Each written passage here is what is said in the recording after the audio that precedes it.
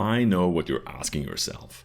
How can a 22-year-old wannabe advise seasoned corporate executives on matters of strategy, cost-cutting, mergers, and restructurings? Are Fortune 500 companies actually paying millions to consulting firms who are sending fresh college grads dishing out advice? What do they actually do all day? That's what we'll discuss in this video.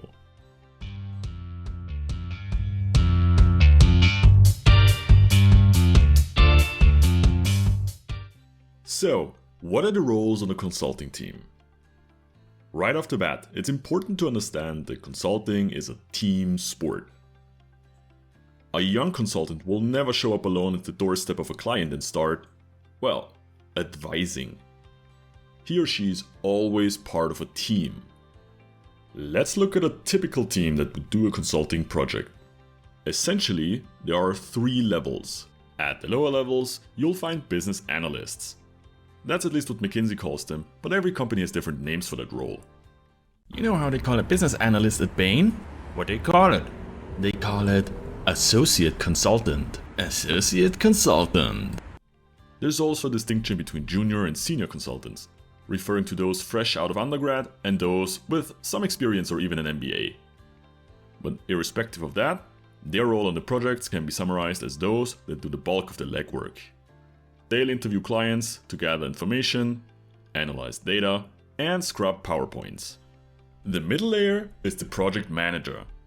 Again, there may be different names for it, such as engagement manager or case team leader, but their job is to coordinate the project operationally. They've spent a couple of years as business analysts themselves, and now they give guidance to junior colleagues. Project managers are also the link to the top layer, the partner level. They'll be in close touch with partners, receive guidance, and leverage them to solve more high-level issues. The project manager is also the face of the team for most clients as the highest-ranking consultant on the project full-time. So they keep the plates spinning. This moment will be the moment of something real and fun and inspiring in this God-forsaken business, and we will do it together. And did I mention? They're gonna be stressed out a lot. Finally, on top, there's the partner level. They are the leaders and also often the owners of the consulting company. Firms may distinguish between junior partners, partners, and senior partners. But what they have in common is that they're not fully focused on one project alone. Instead, they coordinate multiple teams. PowerPoint, PowerPoint, PowerPoint.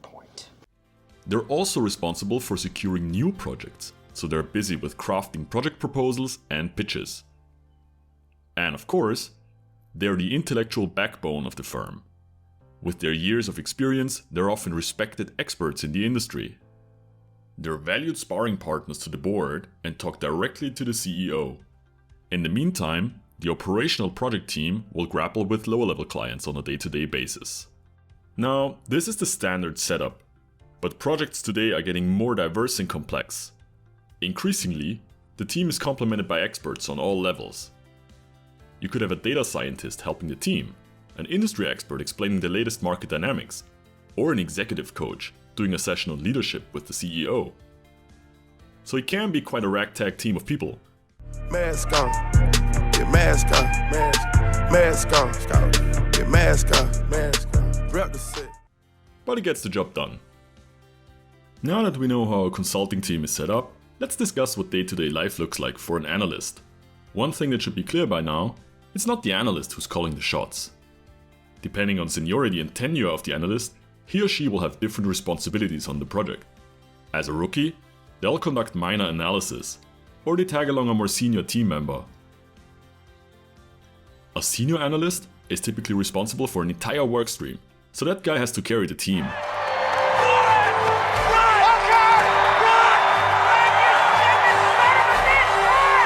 That means doing most of the grunt work, overcoming obstacles, still guided by his leadership, and bringing home the goods.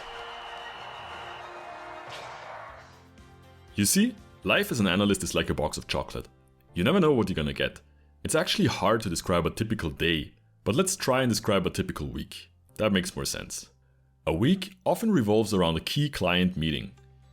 Let's call it the weekly steering committee, or steerco. In this meeting, the consulting team and key clients review the project progress, discuss insights, and align on next steps. This meeting is prepared by the consultants, and a lot of effort goes into making it a success. That means showing good progress on all work streams of the project and packaging it into a compelling storyline. The team will meet the partner at least twice to discuss the progress, get the partner's expert input on work streams, and guidance on how to polish the document. And of course, clients are also involved in this process, so we'll have check-ins and working sessions. On an operational level, days typically start with a check-in, in which the project manager discusses the priorities of the day with the analysts. That could be, what analysis should be done by tonight? Which client meetings are on today's agenda? What do we need to prepare for them? And what do we want to get out of them? And if we're talking to partners on that day, what are we going to ask them? And where do we need help or input? Then the analysts disperse and work on their work streams. This could involve all sorts of things. Reach out to a client for data. Create an Excel model with that data. Put the findings of an analysis on a PowerPoint page. Engage with researchers in the back office to get further insights. Prepare and conduct interviews with industry experts. The project manager is the sparring partner of the analyst.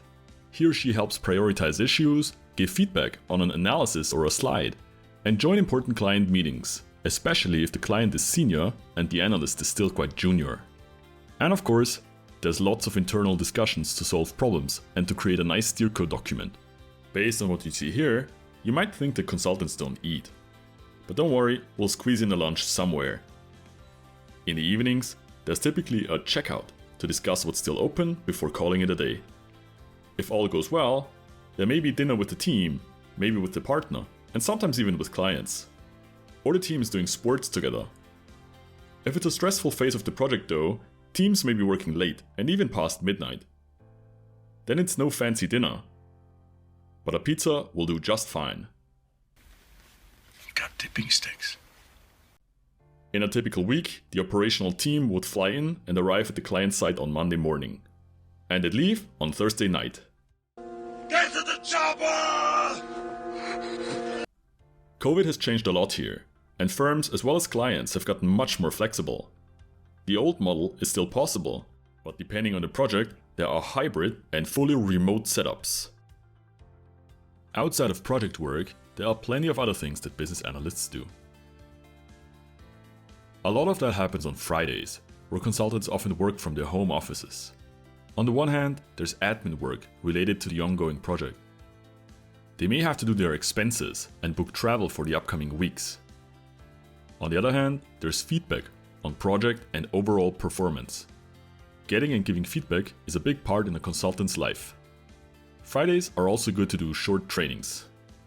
Junior consultants are often involved in office activities, such as organizing an event or joining a company initiative. They may also do recruiting, talking to students at their alma mater. And those with at least 2 years of experience may even be interviewing candidates. So there's quite a bit of stuff going on in spite of projects already being pretty stressful. So there you have it. This has been the life of a business analyst at a leading consulting firm. Hopefully, we debunked this idea that a kid is waltzing into the CEO's office and explaining the world to him. But it's still a fast-paced and exciting job with a steep learning curve. If you enjoyed this video, don't forget to like and subscribe and activate the bell for more content like this. Let us know in the comments below if you have any questions or if there's a topic you'd like us to cover next. Thanks for watching and we'll catch you in the next one.